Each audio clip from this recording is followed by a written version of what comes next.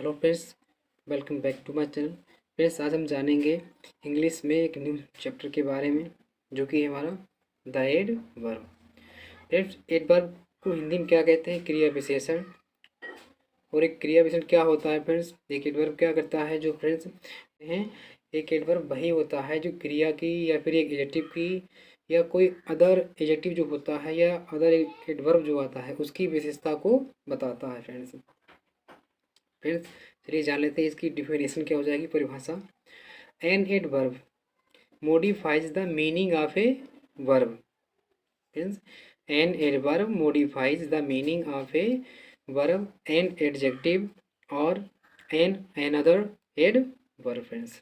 मतलब कि क्रिया विशेषण उस शब्द को कहा जाता है, यानी क्रिया विशेषण उस शब्द को कहते हैं, यानी क्रिया विशेषण उस शब्द को कहते हैं जो किसी वर्ब या फिर एडजेक्टिव या किसी अन्य एडवर्ब की विशेषता बता एक एडवर्ब को मॉडिफाई करता है। कौन? एक एडवर्ब फ्रेंड्स। जैसे कि कह दिया जाए कि the crow is a black, कौवा काला है। तो क्रो तो एक नाउन है, बट फ्रेंड्स में बताया गया है कि कौवा की विशेषता क्या है कि वो काला है। For example friends, she walks slowly. She वह वॉक्स चलती है, स्लोली माने धीरे धीरे। तो यहाँ पे देखा जाए सी एक प्रोनाउन है हमारा, वॉक्स मेन वर्ब है ना फ्रेंड्स। और स्लोली क्या आया हुआ हमारा? Adverb. क्या है फ्रेंड्स? एड वर्ब है जो बताता है स्लोली। स्लोली का मतलब है धीरे धीरे चलना। वह कहते चलती है धीरे, तो उसकी विशेषता क्या होगी कि वे स्लोली स्लोली चलती है, धीरे धीरे। इसी प्रकार से this is a very sweet Apple. This is a very sweet Apple, ये सेब बहुत ही मीठा है। अब यहाँ पे एप्पल क्या है फ्रेंड्स? एक नाउन है, लेकिन इस नाउन की विशेषता क्या है? एप्पल की विशेषता क्या है गाइज? ये स्वीट है। स्वीट क्या हो जाएगा हमारा? एड वर्ब हो जाएगा। नेक्स्ट इस प्रकार से आई एम क्यूट वेल, मैं अच्छा हूँ। मैं कैसा friend? I am cute well, मैं अच्छा हूँ। तो यहाँ पे देखा जाए आई प्रोनाउन है, बट मेरी जो विशेषता है वो क्या है कि क्यूट वेल। वेल का मतलब अच्छा होना, कि मैं कैसा हूँ? अच्छा हूँ। तो एक एडवर्ब वही होगा जो एक वर्ब की या किसी एडजेक्टिव की क्या करेगा फ्रेंड्स? विशेषता बताएगा कि वो कैसा है। इस प्रकार से चलिए फ्रेंड्स, अब जान लेते हैं एडवर्ब के बारे में कि एडवर्ब के भेद कितने होते हैं, कितने प्रकार से पढ़ने को ये मिलता है। तो फ्रेंड्स कहा जाए तो एडवर्ब के मुख्य तीन ही भेद होते हैं, यानी जो उसके पार्ट होते हैं वो तीन ही होते हैं। नंबर एक सिंपल एडवर्ब, नंबर दो interrogative adverb, number third relative adverbs. तो फ्रेंड्स ये तीन प्रकार के क्या होते हैं? इसके भेद होते हैं, तीन प्रकार के वर्ब्स होते हैं यहाँ पे। जो कि सबसे पहला एडवर्ब क्या है फ्रेंड्स? Simple adverb. फ्रेंड्स चलिए जान लेते हैं कि सिंपल एडवर्ब्स किसे कहते हैं और इसमें हमें क्या क्या पढ़ने को मिलता है। तो फ्रेंड्स सिंपल एडवर्ब निम्नलिखित प्रकार के होते हैं। नंबर एक एडवर्ब ऑफ टाइम, जिसे बोलते हैं समय सूचक क्रिया विशेषण। फ्रेंड्स इस एडवर्ब में क्या क्या पढ़ने को मिलता है? जो एडवर्ब ऑफ टाइम होता है, इसमें क्या क्या टाइम बताया जाता है वो हमें पता होना चाहिए। ये बहुत ही इंपॉर्टेंट होते हैं और इनसे रिलेटेड हमें बाकी में कुछ एरर्स दिए जाते हैं जो हमें फ्रेंड्स फाइंड आउट करने होते हैं, और ये हर एक कॉम्पिटेटिव एग्जाम में पूछे भी जाते हैं। तो आपको एडवर्ब ऑफ टाइम यानी इसे कहते हैं समय सूचक क्रिया विशेषण। फ्रेंड्स इन एडवर्ब्स से पता चलता है कि काम कब हुआ, यानी इसमें एक वर्ब के बारे में बताया जाता है, एक्शन वर्ब के बारे में बताया जाता है कि उसमें काम जो हुआ है वो हुआ तो कब हुआ है। जैसे कि फ्रेंड्स देन, सून आ जाए, ये आपको वाक्य के अंदर देखने को मिलेगा। Tomorrow, studies, today, late, after, before, yet, still आदि प्रकार के होते हैं फ्रेंड्स। ये सब टाइम को बताते हैं कि इस एक वाक्य में जो काम एक्शन हो रहा है वो कब हुआ। इससे पता चल जाता है कि जो टाइम हुआ, जो उसमें वाक्य में कार्य हो रहा है वो किस समय में हो रहा है, इसीलिए इसको एडवर्ब ऑफ टाइम कहा जाता है। इस प्रकार से वर्ड्स अगर वाक्य में मिलते हैं गाइज तो समझ जाइए कि इसमें एडवर्ब ऑफ टाइम को बताया गया है। फॉर एग्जाम्पल जैसे कि we play hockey daily. We play, we means हम प्ले खेलते हैं, हॉकी मीन्स हॉकी खेल का नाम होता है गाइज। डेली मीन्स रोजाना, हम रोजाना हॉकी मैच खेलते हैं, यानी हॉकी को हम रोज खेलते हैं। तो इसमें देखा जाए डेली, डेली क्या बताता है? रोज के, रोज क्या है? डेली क्या है? एक टाइम आया हुआ है जो हमें बताता है कि हम डेली हॉकी खेलते हैं। I shall come here, I shall come here, मैं यहाँ आऊँगा। कब फ्रेंड्स? टुमेरो, कल को। और टुमेरो कब आता है? प्रेजेंट में या फिर फ्रेंड्स फ्यूचर टेंस में। मैं यहाँ कब आऊँगा? कल आऊँगा। कल आना एक टाइम बताएगा। यहाँ पे टुमेरो आ गया तो ये फ्रेंड्स क्या हो गया? एडवर्ब ऑफ टाइम हो गया। यहाँ पे पूछा जाए कि सेंटेंस में एडवर्ब कहाँ है तो क्या हो जाएगा फ्रेंड्स? एडवर्ब हमारा टुमेरो हो जाएगा। जो सिंपल एडवर्ब होता है इसका दूसरा पार्ट क्या होता है? एडवर्ब ऑफ प्लेस, यानी स्थान सूचक क्रिया विशेषण फ्रेंड्स। ये एडवर्ब्स स्थान का बोध कराते हैं। कौन से adverbs friends? Adverb of place. Place माने फ्रेंड्स क्या होता है? स्थानीय होता है। और एडवर्ब ऑफ प्लेस जो होता है वो हमें हमेशा स्थान के बारे में ही बताता है। ये एडवर्ब्स स्थान का बोध कराते हैं। जैसे हेयर आ जाए फ्रेंड्स, किसी भी सेंटेंस में हेयर आ जाए, देयर आ जाए, अप आ जाए, डाउन दिया रहे, बैकवर्ड आ जाए, साइड आ जाए, इनसाइड, या फिर इज आ जाता है, या फिर एवरीवेयर, या फॉर, या फिर नियर आदि प्रकार के होते हैं। और ये here, there, up, down, blackbird या side, inside, is, everywhere, far, near, ये सब फ्रेंड्स क्या होते हैं? एडवर्ब ऑफ प्लेस होते हैं, जो हमें हमेशा क्या करते हैं? एक प्लेस के बारे में बताते हैं। जैसे कि फ्रेंड्स एग्जाम्पल के लिए, Mohan is playing there. Mohan वहाँ खेल रहा है। मोहन मीन्स मोहन इज है, प्लेइंग खेल रहा, देयर मीन्स वहाँ पर। इसमें आईएनजी लगा हुआ है, हेल्पफुल इज आया हुआ है, प्रेजेंट कंटिन्यूअस है, और मोहन एक नाउन है friends. Mohan is playing there, Mohan वहाँ खेल रहा है। अब कहाँ खेल रहा है? वहाँ। वहाँ क्या? एक स्थान पर। कोई भी गेम होगा, खेल होगा, वो कहीं स्थान पर ही खेला जाएगा। तो ये फ्रेंड्स क्या हो गया? एडवर्ब ऑफ प्लेस हो गया। क्या फ्रेंड्स? देयर। इसे पूछा जाए कि देयर क्या है, या इस प्रकार से पूछे कि सेंटेंस में adverb of time sorry adverb of place क्या है, तो वो क्या हो जाएगा फ्रेंड्स? देयर हो जाएगा। नेक्स्ट, ही केम हेयर, वह यहाँ आया। तो इस प्रकार से फ्रेंड्स इसमें हेयर क्या हो जाएगा? हमारा एडवर्ब ऑफ प्लेस हो जाएगा। आई वेंट आउट, मैं बाहर गया। आउट फ्रेंड्स क्या है? एडवर्ब है। कौन सा एडवर्ब? एडवर्ब ऑफ प्लेस है फ्रेंड्स। इस चीज़ को हमें ध्यान रखना होगा। नेक्स्ट, चलिए फ्रेंड्स अब जान लेते हैं एडवर्ब ऑफ मैनर के बारे में, जो फ्रेंड्स सिंपल एडवर्ब का ही पार्ट होता है। तो एडवर्ब ऑफ मैनर जो होता है उसे हिंदी में कहते हैं रीतिवाचक क्रिया विशेषण। ये एडवर्ब क्रिया के ढंग को बताते हैं कि क्रिया किस प्रकार की सेंटेंस में हो रही है। किस प्रकार के वर्ड्स होंगे? स्लोली आ जाएगा, quickly, wisely, well, decently, hard, clearly, gladly, carefully आदि प्रकार के वर्ड्स होते हैं फ्रेंड्स। ये सब क्या होते हैं फ्रेंड्स? अगर इन सेंटेंसेस में से कोई भी अगर सेंटेंस में हमारा वर्ड यूज हुआ है और उसमें आपसे ये पूछा जाता है कि इसमें एडवर्ब क्या है, तो आप कह सकते हैं स्लोली, क्विकली, वाइजली, वेल, या फिर decently, hard, clearly, gladly, carefully कह सकते हैं कि ये एडवर्ब ऑफ मैनर है। एग्जाम्पल के लिए, इंडियन आर्मी फाइट्स ब्रेवली, यानी जो भारतीय आर्मी होती है वो बहादुरी से लड़ती है। तो इसमें देखा जाए ब्रेवली फ्रेंड्स, ब्रेवली पूछा जाए क्या है इसमें, तो वो हमारा क्या हो जाएगा? एडवर्ब ऑफ मैनर, यानी एडवर्ब हो जाएगा। सी वॉक स्लोली, वह धीरे चलती है, तो इसमें स्लोली वर्ड आ गया, ये भी हमारा क्या हो जाएगा? एडवर्ब ऑफ मैनर हो जाएगा, यानी एडवर्ब हो जाएगा। ही प्लेड वेल, वे अच्छे से खेला, तो यहाँ पे वेल क्या हो जाएगा फ्रेंड्स? जो वेल वर्ड आ रहा है वो हमारा क्या हो जाएगा? एडवर्ब हो जाएगा। वॉक केयरफुली, वॉक केयरफुली, तो यहाँ पे देखा जाए वॉक केयरफुली, केयरफुली में फ्रेंड्स क्या हो जाएगा? देखिए केयरफुली हमारा एडवर्ब हो जाएगा। मैनर, एडवर्ब ऑफ नंबर, जिसे हम हिंदी में कहेंगे संख्यावाचक क्रिया विशेषण।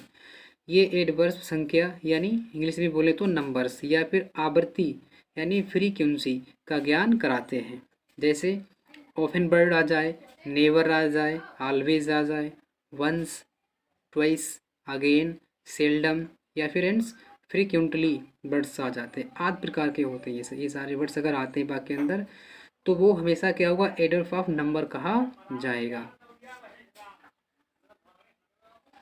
जैसे कि फ्रेंड्स एग्जाम्पल के अकॉर्डिंग समझते हैं। ही सेल्डम कम्स हेयर, ही माने बात सेल्डम माने कभी कभी गाइस, कम्स हेयर माने यहाँ आता है। तो इसमें जो सेल्डम वर्ड आया हुआ है वो फ्रेंड्स क्या हो जाएगा? हमारा एडवर्ब हो जाएगा। एडवर्ब ऑफ नंबर बोलेंगे इसको। I wanted you twice, I wanted you twice, twice friends यहाँ पे देखो हमारा एडवर्ब हो जाएगा, तो इस हमारा यहाँ पे एडवर्ब हो जाएगा। He often comes late. Often friends क्या है, ऑफन ऑफन क्या हो जाएगा हमारा, एडवर्ब हो जाएगा, एडवर्ब ऑफ नंबर कहेंगे। वी आर ऑलवेज हैप्पी, तो यहाँ पे ऑलवेज वर्ड्स क्या हो जाएगा फ्रेंड्स, ऑलवेज हमारा एडवर्ब हो जाएगा। फ्रेंड्स हमारा नेक्स्ट एडवर्ब ऑफ टाइप है एडवर्ब ऑफ डिग्री और क्वांटिटी, जिसे हिंदी में कहते हैं मात्रा या परिणामवाचक क्रिया विशेषण। ये क्या होते हैं फ्रेंड्स, ये एडवर्ब्स की मात्रा या परिणाम प्रकट करते हैं। ये एडवर्ब्स क्या करते हैं गाइज, ये हमेशा एडवर्ब्स किसी भी वाक्य में आई हुई मात्रा या परिणाम को प्रकट करते हैं जो कि निम्नलिखित होते हैं। जैसे कि वाक्य में एनी आ जाता है, या टू आ जाए, वेरी अनफ आ जाए, फुली आ जाए, ऑलमोस्ट आ जाता है, क्यूट आ जाता है, सो आ जाए, ऑल टुगेदर, हार्डली, स्केर्सली या फिर पार्टली आ जाए, आदि प्रकार के वर्ड्स ये होते हैं गाइज। स्केर्सली का मतलब होता है शायद ही गाइज। जैसे फॉर एग्जाम्पल के को नहीं समझते guys, you are too careless, तुम बहुत ही लापरवाह हो। इसमें देखा जाए टू वर्ड्स आया है जो कि हमारा क्या है फ्रेंड्स, एडजेक्टिव है, एडवर्ब ऑफ डिग्री है फ्रेंड्स देखा जाए यहाँ पे। Next, my grand mother is very old, मेरी माता जी बहुत ही एजदार हैं। वेरी क्या होता है फ्रेंड्स, एडवर्ब हो जाएगा यहाँ पे। अगर वाक्य में आपसे पूछा जाए कि एडवर्ब क्या है इसमें, तो वो क्या हो जाएगा फ्रेंड्स, वेरी एडवर्ब हो जाएगा। Rakesh is quite wrong, quite friends quite इसमें क्या हो जाएगा हमारा, एडवर्ब हो जाएगा। You are all together mistaken, इसमें ऑल टुगेदर जो वर्ड्स देखने को मिल रहा है आपको, ये एडवर्ब हो जाएगा। Next adverb of type adverb of affirmation and negation. Affirmation and negation यानी निगेशन निगेटिव कह सकते हैं। अफर्मेशन से ही अफर्मेटिव बनता है फ्रेंड्स, इसका मतलब होता है स्वीकारात्मक या स्वीकारवाचक कह सकते हैं। तो फिर इसको हिंदी में क्या कहते हैं, स्वीकारवाचक और निषेधवाचक क्रिया विशेषण, निषेधात्मक भी इसको कह सकते हैं आप। ये एडवर्ब्स क्या होते हैं गाइड, ये एडवर्ब्स स्वीकारात्मक या नकारात्मक भाव को ज्ञान कराते हैं। यानी जब भी ये वाक्य यानी जो adverb of affirmation and negation होता है, ये हमेशा किस प्रकार के एडवर्ब्स के बारे में बताते हैं हमें। ये एडवर्ब्स स्वीकारात्मक यानी साधारण कह सकते हो, नकारात्मक यानी जो निगेटिव टाइप के वाक्य होते हैं उनको उनके बारे में हमें ज्ञान कराते हैं, उनका भाव प्रकट कराते हैं, उनके भाव का ज्ञान हम फ्रेंड्स कराते हैं। ये निम्नलिखित होते हैं फ्रेंड्स, जैसे सेरियसली आ जाए, स्केर्सली आ जाए। सेरियसली जो कि बहुत ही इंपॉर्टेंट है फ्रेंड्स आपके लिए, स्केर्सली आ जाए या फिर सर्टेनली या फिर नॉट।